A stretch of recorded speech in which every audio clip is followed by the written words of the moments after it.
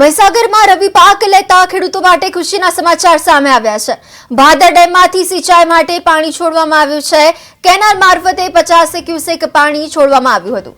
3 તાલુકાની 8,000 હેક્ટર જમીનને પાણી મળવાનું છે। 60 ગામોને સિંચાઈ માટે પાણી મળશે। મહીસાગરમાં રવિ પાક લેતા ખેડૂતો માટે ખુશીના સમાચાર સામે આવ્યા છે।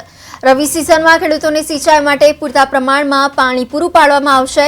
ભાદર ડેમમાંથી કેનાલ મારફતે સિંચાઈ માટે 50 ક્યુસેક પાણી છોડવામાં આવ્યું છે, જેનો લાભ 3 તાલુકાની 8,000 હેક્ટર જમીને થશે અને 60 ગામોને સિંચાઈ માટે પાણી મળશે, જેમાં ખાનપુર તાલુકાના 30, લુણાવાડાના 19 અને વીરપુર તાલુકાના 11 ગામોનો સમાવેશ થાય છે।